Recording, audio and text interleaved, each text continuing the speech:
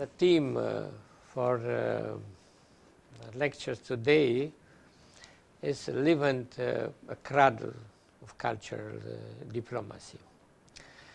Those searching for the word Levant on Google or in dictionaries will not be too much enlightened. As a word, it is a sounding poetic or romantic. As a way of living, for some Levantinism means taking life easy. For others, derogatory treated means negligence or passion for subtle intrigues. In the biblical sense, Levant designates the geographical area of what is today Lebanon, Syria, Jordan, the Palestinian territories, sometimes including parts of Turkey and Iraq. Etymologically speaking, the word originates from French Levant, which rises, indicating the Mediterranean shores, the word where the sun is rising. In the 14th century, Venetians considered the land at the east of Italy is little known and dangerous territories. English language first used the word in 1497 with the same meaning. Today, I ask you now, what do you know about this word? We travel over with airplanes alike, land in airports alike. We accommodate in hotels alike, eat in the similar fast food restaurants, watch plasma TV showing the same news. Do we progress in our knowledge about this world, about each other, and about ourselves? The popular movements from the beginning of 2010 in Tunisia, Egypt, and Syria have drawn the attention upon the Mediterranean region.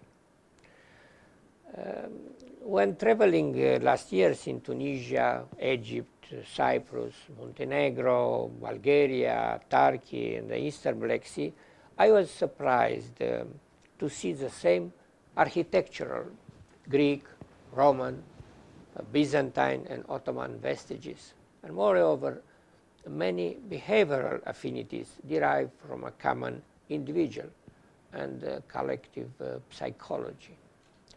As my country, Romania, is located at the intersection of some ways that had connected that areas since over 2 millennia, I have proposed the ICD director, Mark Donfrey, to organize in Bucharest in May in this year a conference on the Levant. Why should we talk now about something that seems to belong only to a long-gone past? Firstly, because it seems risky to me how the economic crisis made many people to look at Europe only like as a leading company, analyzing financial indicators. I can see the temptation, especially on those that caused the crisis, to forget that the EU is primarily a model of civilization. The roots of this model, Athenian democracy, Judeo-Christian religion, and Roman law, I remember EU Code of Justinian Imperium of Byzantium was drawn in Byzance, not in Rome, are in the East, where the Islam civilization was born too. The construction of the European Union based on democratic ideals, law enforcement, and the Christian morality makes ridiculous those statements made by financial analysts or politicians who talk about war as a possible consequence of the single currency collapse. These claims are not only irresponsible and foolish, but shows a misunderstanding of history. The emergence of nation-states after World War I, as a consequence of the revolution of 1848 against the Austrian, Ottoman, and Russian empires, triggered many energies generating progress. At the same time, states as nations' sole representative started the regional wars and World War II. The culture of peace is based not only on relation between states, but also on relation between people who share common values, born long before the current nation states. It is a good time for cultural diplomacy and for us to remind the legacy which old Levant left us. The Levant has been described most aptly the crossroad of Western Asia, the Eastern Mediterranean, and Northeast Africa. My contention is that the cultural diplomacy was born in this area and has a historic experience of many centuries in intercultural exchanges and intercultural dialogue. This experience was greatly stimulated and facilitated by the fact that the oriental areas of the Mediterranean were for long periods integrated in the same political realms. The great empire of East, from Alexander the Great to the Roman Empire, to the Byzantine and Ottoman ones. These empires evolved not as compact cultural communities, and most of the times has tolerated linguistic, cultural, and even religious diversity.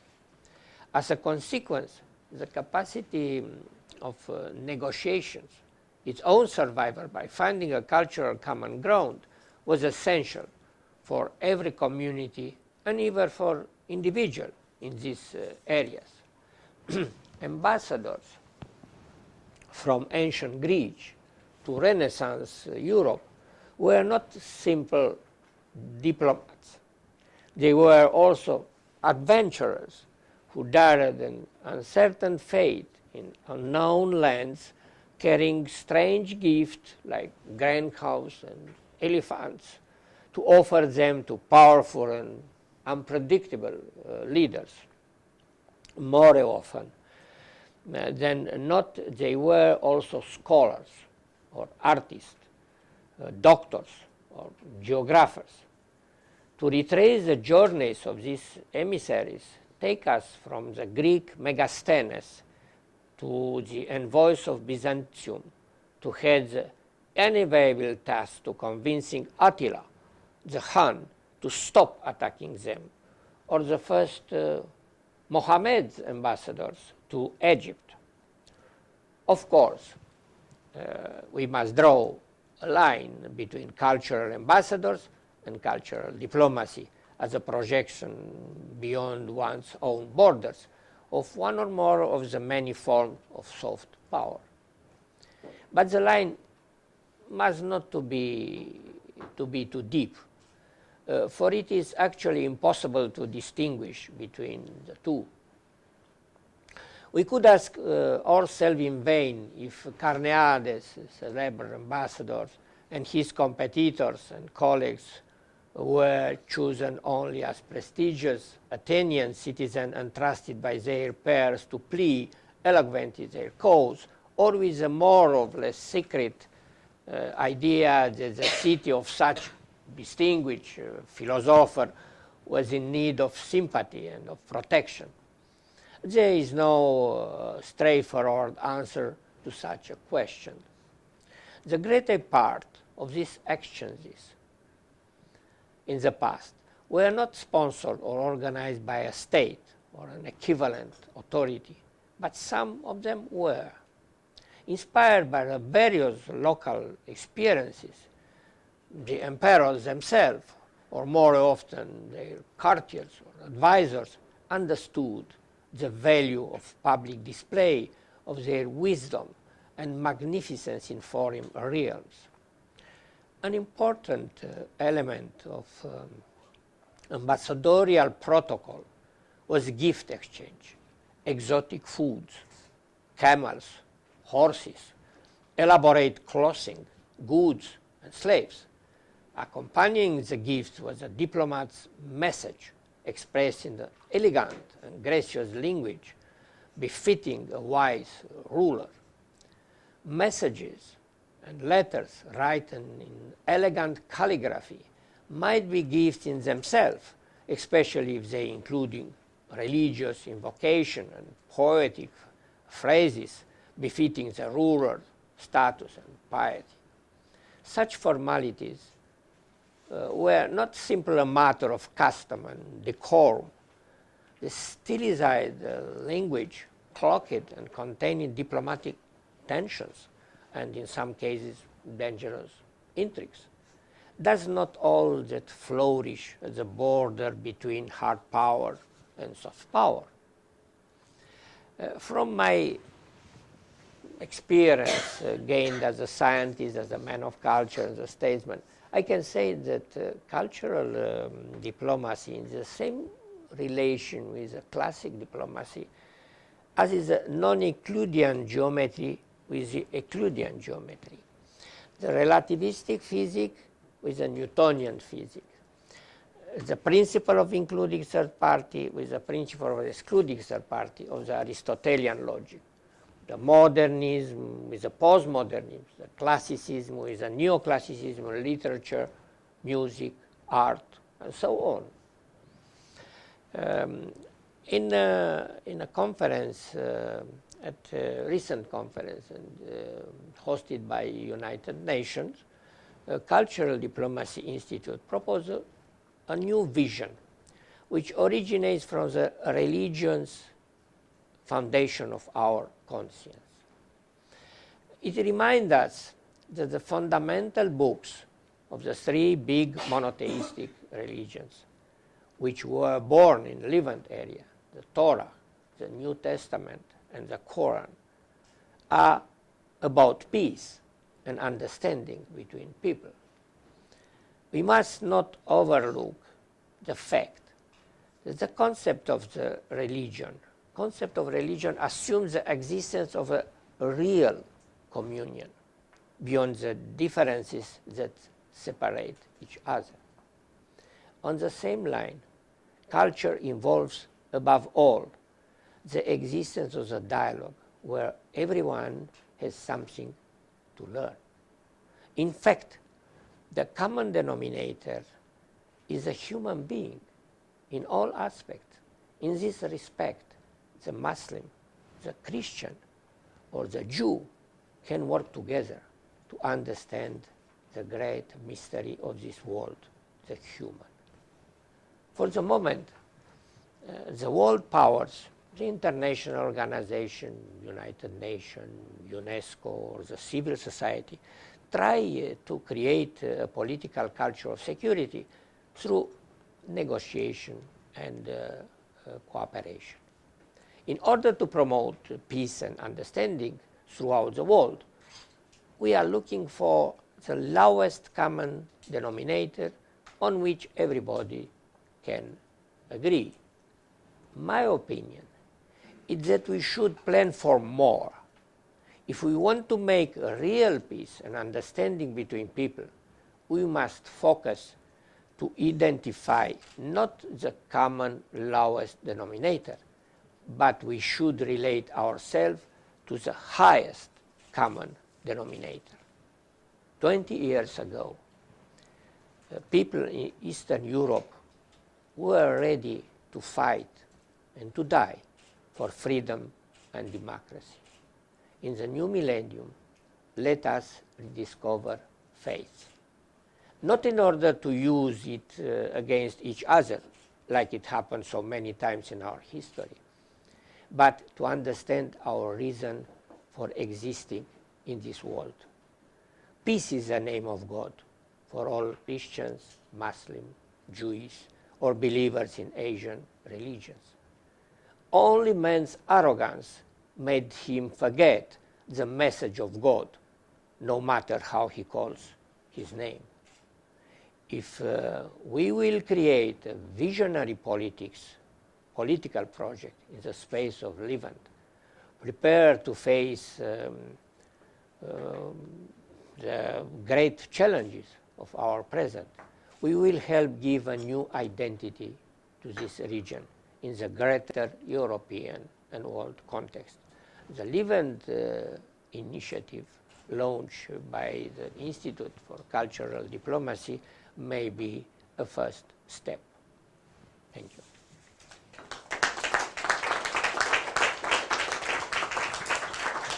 Maybe comments about the subject or other subjects.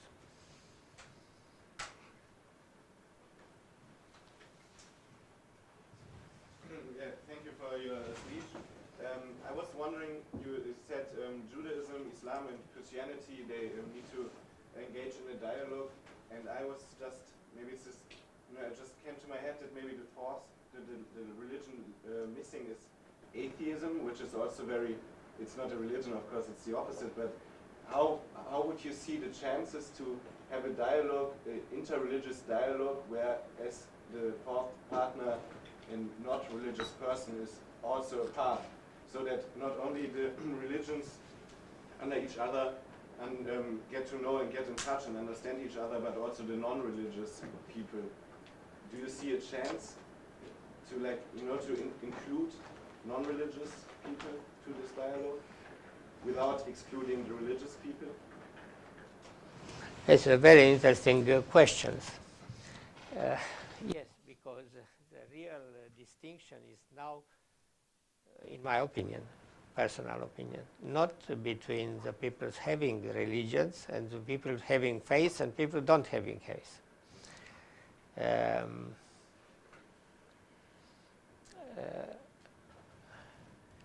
In the 20th century was a century of free arbiter, and in other words, atheistic position. Was a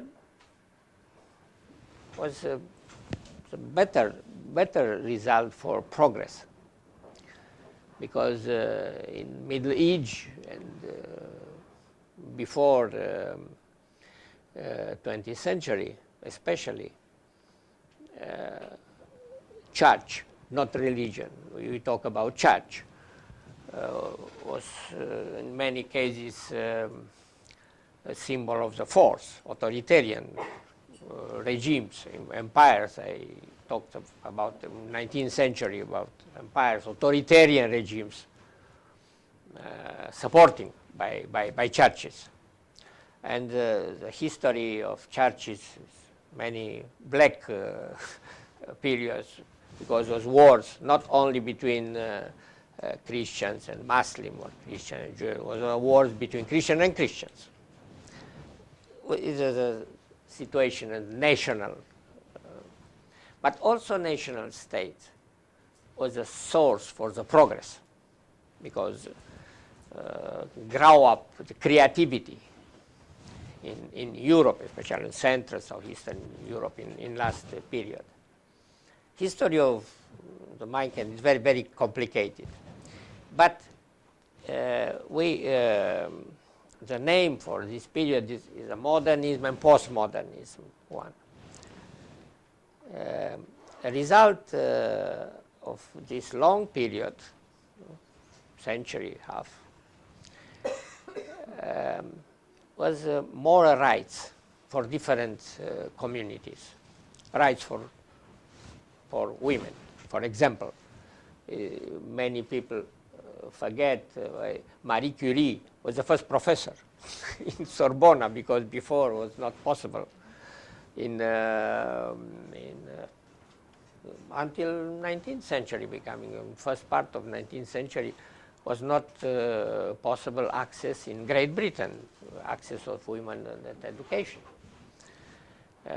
Now was extraordinary progress concerning the right for women, also for right for other, for disappears barrier between social classes, no, until the right for homosexual or for other communities. But one secondary result was also the dissemination of society in groups to smaller, like individuals. Now, in my opinion, we need to find again what ideal is ideal for solidarity. And it's a reality, and the last movement for in Arab Spring, and spreading now in different countries, in Turkey or in Brazil, is completely different. Don't exist any similarities between Tunisia and Libya and Egypt or Syria or Turkey, Turkish democracy, or Brazil, other democracy. But there's a single common element: the need for people to express their attitude, because now, including consolidated democracy, we can see a triangle between politicians, businessmen, and mass media, like in the recent presidential election in the United States. I put a question to a professor, American professor from Harvard University. Why they need $4 billion in electoral campaign? My electoral campaign, sure, not in the country dimension of the United States, but don't need any money. My electoral agent was the students and my colleagues, professors, and geologists, and civic society. I was a member of the political party. I was elected because I was president of university by the people have confidence in academic milieu. In my university, Bucharest University, was a symbol of culture and education in a historical Romania. But it is a huge, just in the moment of the economic crisis, to use $4 billion. For why? This is not the problem. Was consolidated democracy is democracy for citizens here. And why? But in this movement is anarchical. Don't exist any common idea. Express only the will to represent some things, the will of the people. And why? Because this problem is at stake, in my opinion, to have a common denominator. In my opinion, is a problem of confidence. Categorically, people don't have confidence in politicians now. They lose. Normally, because use populism, demagogy is too much. Now, don't have confidence in administration because it's too much bureaucracy. Don't have confidence in business because real recent crisis, economic crisis, of a result of lack of morality in business field. And Einstein said, is not correct. The people who cause the crisis, the same people resolve the crisis. It's not possible that. Don't exist any idea to change the system caused the crisis. Don't have confidence in businessmen. The recent is very, very dangerous.